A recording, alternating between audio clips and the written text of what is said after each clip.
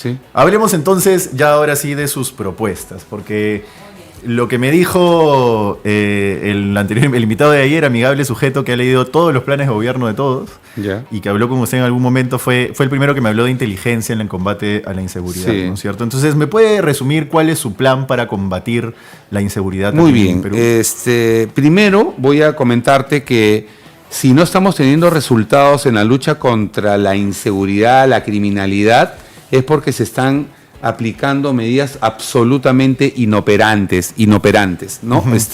Absolutamente inoperantes e ineficaces. Sacar a los militares a las calles, declarar estados de emergencia, que no vayan 2 personas en moto, ¿no? No se pueden aplicar en una guerra que es totalmente asimétrica, atípica, no convencional. Esta es una guerra. Está claro que es una guerra en el frente interno, en el orden interno de la seguridad pública. Entonces, tú no puedes aplicar una estrategia que se tendría que hacer en una guerra convencional donde un enemigo te da la cara. En este momento, estos cobardes, porque para mí son cobardes, que se esconden, se mimetizan entre la población, atacan, asesinan y después corren cobardemente y se esconden entre la población, no hay forma de tener éxito si no se aplica algo que está demostrado en la historia de la humanidad. No hay ninguna guerra, ningún combate, ninguna batalla que se gane sin inteligencia. ¿Qué es para usted la aplicación de la inteligencia en Muy términos bien. concretos? Así es. En términos concretos, el sistema de inteligencia, que tiene varios componentes y plataformas, se basa en, no quiero ser muy técnico ni específico, pero sí capacidades como la inteligencia de señales, inteligencia electrónica, inteligencia de redes, inteligencia de comunicaciones, inteligencia de imágenes, unidad de inteligencia financiera que la tenemos, ¿correcto? Y también otros componentes que están dentro del órgano rector, que es la Dirección de Inteligencia Nacional. ¿Qué haces con esto? Es que tú vas a la búsqueda de un enemigo que se esconde, lo vas a ubicarlo con todos estos componentes. No quiero tampoco ser infidente porque si no estaría revelando las capacidades y el empleo. Hay plataformas, hay sistemas de escucha, de seguimiento. Por ejemplo. A ver, inteligencia de redes. Todos se comunican y hay formas de detectar a quién y dónde estás ubicado, dónde está ubicado un elemento, por ejemplo, determinado, ¿no? Ajá. A través de inteligencia de imágenes, ¿no? Inteligencia electrónica, por un lado, inteligencia financiera, la trazabilidad de movimientos. Entonces, todas estas capacidades operacionales, así se determinan, se llaman, vas a detectar dónde está exactamente al tipo al cual tú lo estás monitoreando, lo estás cerrando. Una vez que lo identificas, obviamente, ya aplicas la parte de neutralización, ¿no? Y sacarlo de las calles, ¿no? Eso es, básicamente. Ok, por ejemplo, ¿estaría a favor de la compra del Pegasus, que es este software virus que se mete a los celulares y puede infectar el celular de un delincuente para poder rastrearlo? Claro, ¿Sí? Por ejemplo. Sí, y se necesita, ¿no? O sea, para eso hay medidas facultativas legislativas extraordinarias que se tienen que aplicar. ¿Por qué? Porque dentro de una guerra como esta van a haber algunos derechos que se van a tener que violar, ¿no? Ya, ¿y qué no hay hoy en inteligencia que sí habría en su gobierno? Es decir, ¿cuál es la diferencia entre la situación actual, concreta, y lo que usted implementaría? Simplemente la aplicación, el empleo que no se está haciendo. O sea, mira, si tenemos un sistema de inteligencia de la policía que fue hackeado. Es correcto, sí. Ya, ok. Y donde le levantaron toda la información. Yo te puedo garantizar, Pablo, que en la Fuerza Aérea, sistema que he dirigido, eso no ocurriría. No ocurriría. No habría. ¿Por qué? Porque tenemos unas capacidades, unas fortalezas que sí las tenemos y las empleamos. Habría que preguntar en la policía, teniendo el presupuesto, que ese es otro tema, teniendo el presupuesto que tiene, ¿por qué suceden estas cosas? Se lo pregunto porque no ha mencionado, por ejemplo, Constelación, ¿no es cierto? Que es un sistema de escucha que entiendo que es bastante común y que además sí se utiliza y se ha utilizado durante muchos años, pero no sé si lo conoce o tiene alguna noción de cómo funciona. Ahora también, ojo que también la tecnología va cambiando y cada vez se va modernizando. Entonces hay otros sistemas que son más potentes, que tienen más fortalezas y que están en el mercado, que son costosos, pero que se pueden emplear. ¿Y cómo? Obviamente con transparencia. ¿Y cómo le garantiza a la gente que no va a ser usado para espiar periodistas, espiar opositores políticos, en un país que tiene historia de chuponeo? Muy bien, hay una línea muy delgada, Paolo, entre la legalidad y la ilegalidad. Una línea muy delgada, ¿no es cierto? Entonces, como conozco el sistema perfectamente, y ahí está, mi hoja de vida, lo he demostrado. Entonces yo no permitiría que eso suceda como estadista y como gobernante. Y como conozco el sistema, entonces no habría forma de que alguien dentro de un sistema que pertenece al Ejecutivo haga algo que sea indebido. Eso depende también de la persona, el estadista. O sea, no porque se haya hecho antes mal uso, no significa que no podamos emplearlo para los fines a los cuales se tiene que crear. Pero eso es pedirle un voto de confianza a la gente, decirle yo voy a garantizar que esto se use bien. Pero empezamos admitiendo que usted estaba a punto de pactar con un presunto investigado por el caso Cuello Blanco. Pero estamos hablando de que era, sí, pues bueno, que te estoy diciendo cuáles fueron las razones, ¿no? O sea, correcto, pero la gente podría tener una suspicacia de decir, bueno, si es que casi lo engañan aquí, ¿por qué no lo van a engañar después? No, porque conozco perfectamente el sistema de inteligencia y lo he dirigido con éxito. ¿Puede explicar a qué se dedicaba específicamente en la FAP dentro de los cánones de lo que permite la seguridad nacional, evidentemente? ¿Pero qué hacía usted? Soy oficial de inteligencia de la Fuerza Aérea, 37 años, soy operador especial de inteligencia, he participado en operaciones especiales de inteligencia, infiltrado, que no puedo dar detalles, por razones obvias, por una cuestión de confidencialidad y reserva. He sido comandante del Servicio de Inteligencia, he sido director de inteligencia de la Fuerza Aérea. El Servicio de Inteligencia es la unidad operativa y la Dirección de Inteligencia es el órgano rector. Okay. Si quisiéramos explicar, y quisiera ser un poco más académico, el ciclo de inteligencia tiene 4 fases. Orientación del esfuerzo de búsqueda de la información, análisis de la información, donde se convierte en inteligencia, y diseminación. Eso es. Ok, ¿y usted se encargaba específicamente de todo? O sea, como director se encargaba de todas las 4 fases. Exactamente, sí. Ok, y fue escalando, digamos, desde un operador de inteligencia hasta la dirección de inteligencia. Claro, porque tú empiezas como lo básico, ¿no? Eres un agente de inteligencia y después vas y la pregunta es, ¿en la FAP ustedes combaten delincuencia o combaten qué exactamente? Porque la FAP entiendo que no está especializada en el combate al delincuente, sino a enemigos externos, por decirlo de alguna manera. Bueno, la inteligencia es una sola, lo que pasa es que es el empleo de cómo aplicas las capacidades operacionales, ¿no? En este caso la Fuerza Aérea tenía misionamientos distintos al de la policía. Igual es el misionamiento de la Marina y el Ejército, ¿no? Con blancos objetivos que se van determinando.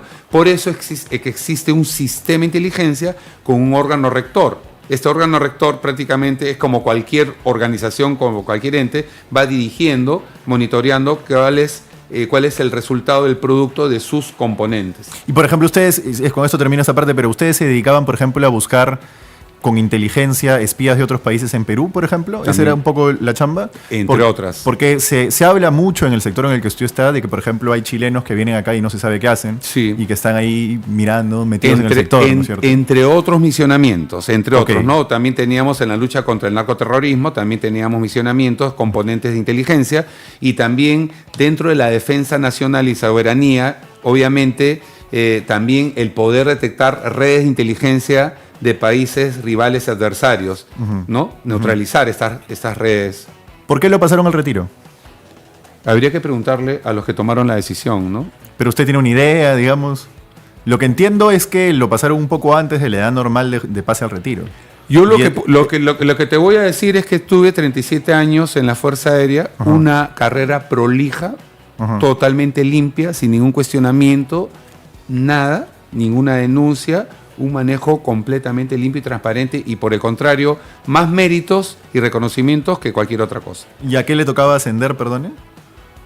Al grado de teniente general, pero no estaba en proceso de ascenso. Yo recién había ascendido, estaba en mi segundo año de general, y un día me llaman y me dijeron que estaba en la relación de invitados a retiro. ¿Y eso es una decisión política que se toma dentro de la FAP? No, es una decisión que se toma institucional. ¿Y la toma quién? El que está al frente de la institución, que es con una junta de generales. ¿Y en ese momento quién estaba al frente de la institución? El general Artadi. Ok. ¿Y no ha tenido usted algún tipo de choque con él? Nada que pueda explicar su pase al retiro. Habría que preguntarle a él.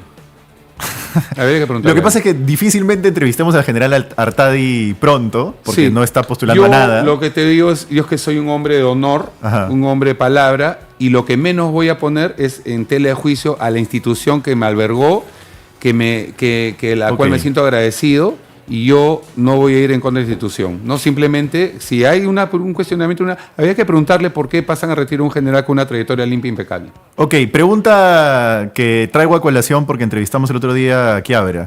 ¿Qué opina usted de los militares que en el Congreso, bueno, se abstuvieron en el Pleno, pero votaron en comisión para cobrar sueldo y pensión? ¿Le parece correcto o le parece incorrecto?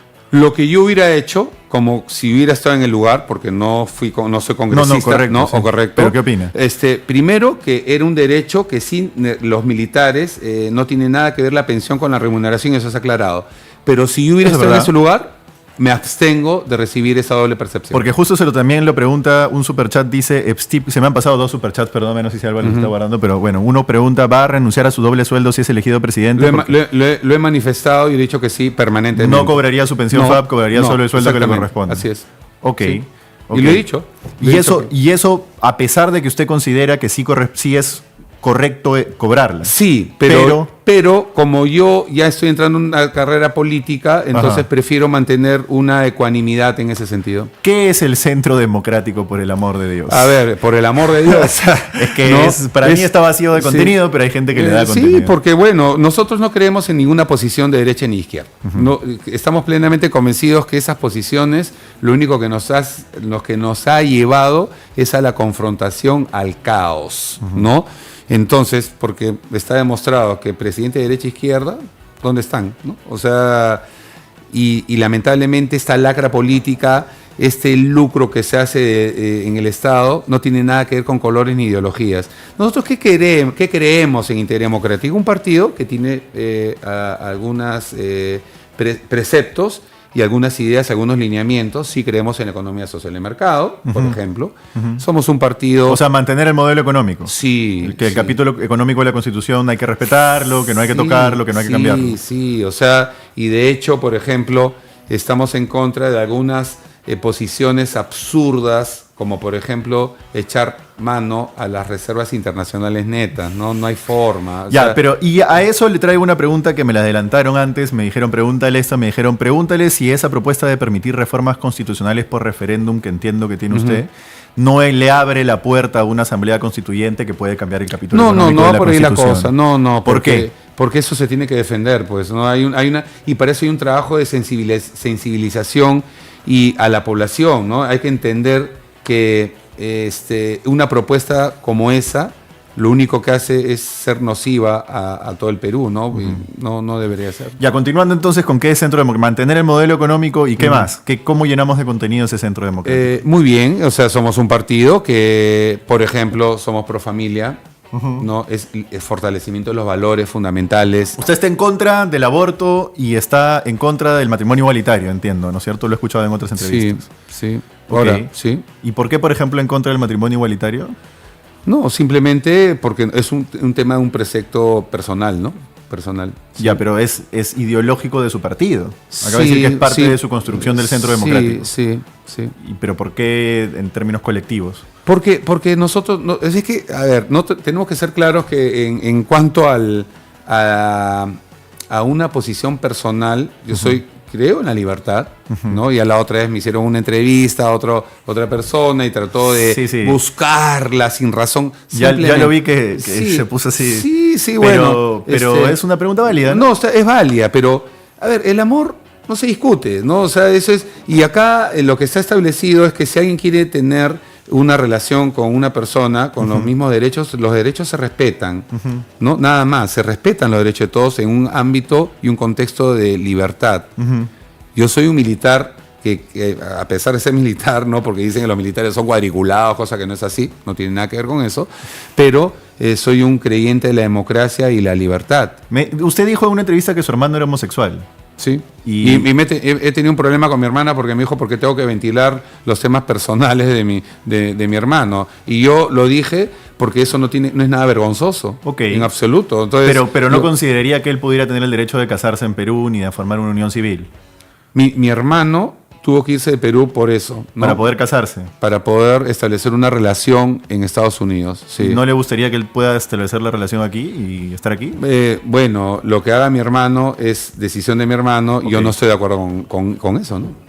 ¿Con que pueda casarse aquí? Sí. Ok, ya. Entonces son pro familia, son respeto al modelo económico, eso me suena más a la derecha, ¿no es cierto? ¿Por qué no son de...? Ahí está, la pregunta entonces sería ¿por qué no se considera de derecha? Porque si es que hablamos de posiciones ideológicas y preceptos, por ejemplo, nosotros creemos que esas brechas sociales que existen en el país, por ejemplo, el asistencialismo, ¿no?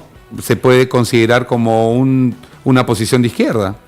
¿No es cierto? ¿Usted cree que su propuesta es asistencialista? O sea, mantener programas de asistencia, de apoyo social, claro que sí, porque en este momento, en la situación en la que se encuentra el país, no podemos dejar de lado, por ejemplo, a niños mal alimentados, que lo único que generan es 43.1% de anemia, por ejemplo, personas que necesitan el apoyo del Estado, personas con discapacidad, por ejemplo, y muchas brechas, muchos problemas. ¿Y cómo podría solucionar el problema de la anemia, por ejemplo, siendo presidente? ¿Tiene alguna idea? Lo primero que habríamos que determinar es que dejen de robar, que se deje de robar. Mucho dinero se va a la corrupción. Está claro que ese es un cáncer. Ya, pero esa es una salida genérica. No. La corrupción existe sí, y se reducirá, sí, pero no va a resolver los problemas concretos en la realidad. No, pero claro que sí se resuelve, porque con tanto dinero, lamentablemente, que se va a otros, a los bolsillos de algunos, podríamos tener primero ese bien común, que es una obligación del Estado y un derecho del ciudadano, tener un sistema de salud verdaderamente de alcance universal y que sea para todos, ¿no es cierto?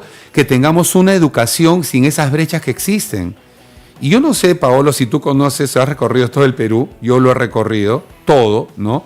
Y realmente lo que se ve, una cosa es lo que se ve en Lima y una cosa es lo que se ve en provincias. Pero una cosa es tener buenas intenciones de querer cambiar la realidad y otra cosa es tener noción de cómo hacerlo, ¿no? Sí, entonces, pues por eso te digo. Entonces, okay, primero, partamos lo primero, ¿no? Porque si nosotros tenemos prácticamente un 13% del presupuesto general de la República que se va a la corrupción, o sea, quiere decir de cada 100 soles que invierte el Estado, 13 soles se van a los bolsillos de algunos, entonces saquemos números. Cuando hablamos de números grandes, la gente no lo entiende. Pierdes la dimensión de lo que significa.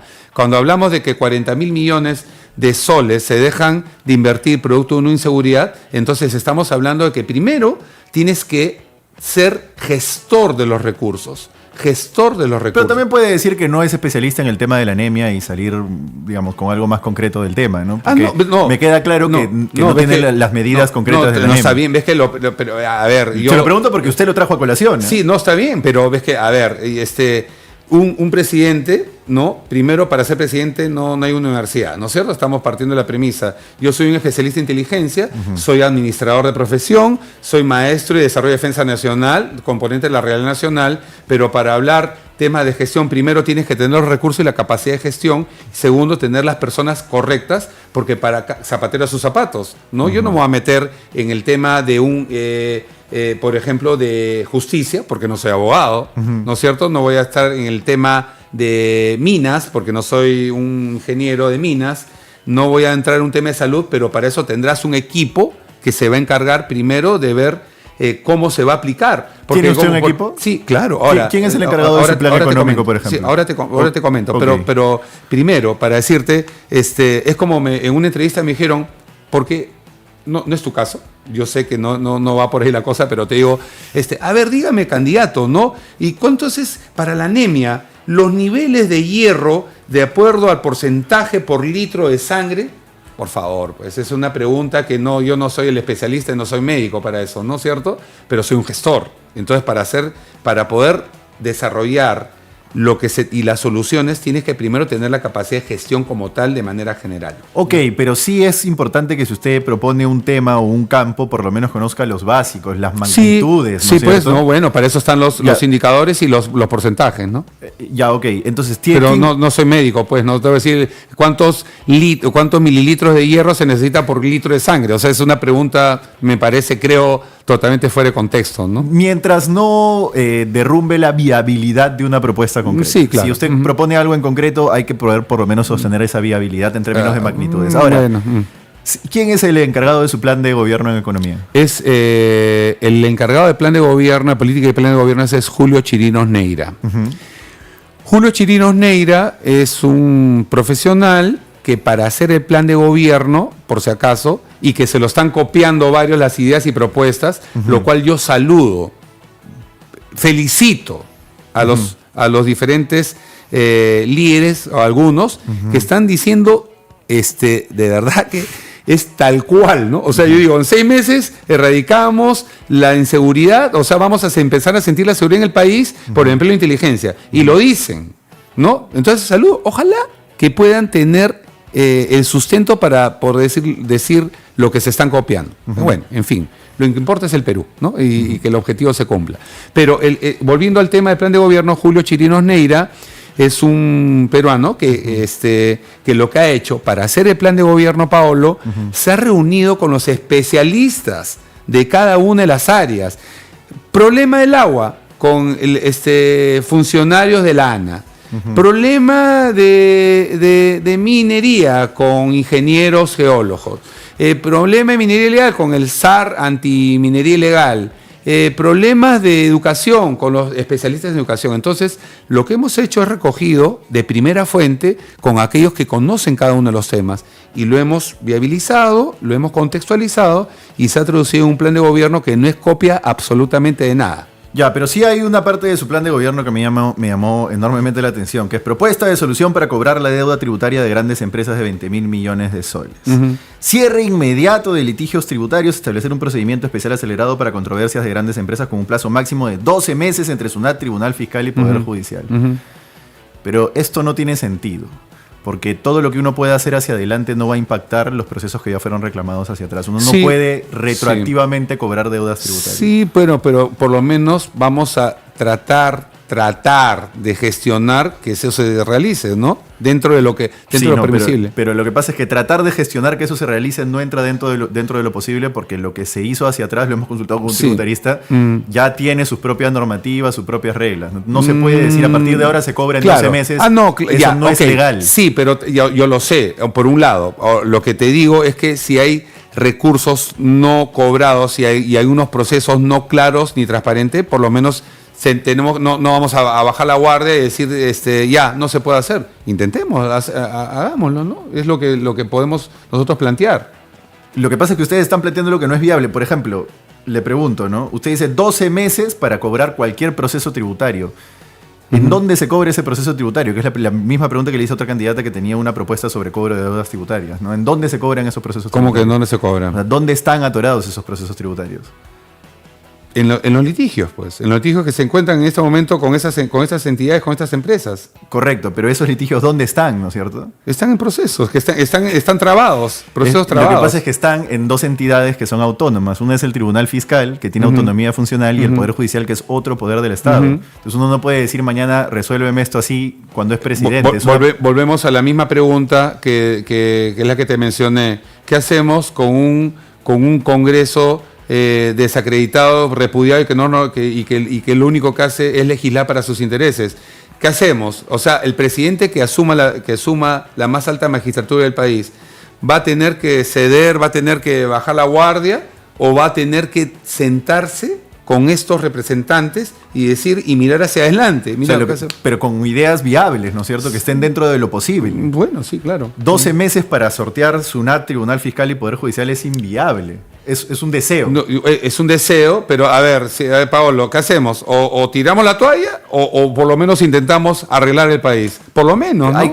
Primero hay que entender cómo funciona, ¿no? Y lo otro es que ustedes dicen exigir garantías, cartas, fianzas por el monto impugnado para evitar dilaciones. Ya eso existe, ¿no? Ya tú para ir al Poder Judicial a litigar tienes que poner una carta fianza o pagar tu deuda, ¿no? Bueno, en fin, lo otro que le quiero leer son superchats, preguntas del público. ¿Buscaría una alternativa más eficiente para minimizar la anemia sin gastar millones de presupuesto en vano contra la anemia que no ha funcionado nunca? Dice John Rodríguez. Bueno, tema anemia, me comentó que tenía los especialistas en el plan, ¿no? Exacto, sí, y a la pregunta de John, sí es pertinente, porque el problema, ¿sabes cuál es aquí? Otra vez vuelvo al origen, en la corrupción, que en todos los niveles del Estado hacen que realmente genere... Mira, para muestra un botón, y me he reunido mucho, yo directamente con los comités de vasos de leche, por ejemplo. Por ejemplo, en un distrito, 1.200.000 soles presupuesto para el vaso de leche, ¿no? ¿Sabes a cuántos beneficiarios llega en ese distrito? El 40%. O sea, primero... Por un lado, presupuesto insuficiente, Y segundo, mala ejecución de ese presupuesto. Se queda en el camino. Compras sobrevaloradas de insumos y entonces al final no hay un resultado que realmente debería ser. Control. Claro, Control. pero el presidente no va a estar controlando los insumos de un comedor, ¿no? No, pues, pero para eso tienes todos los niveles de control del Estado para poder evitar que eso suceda, ¿no?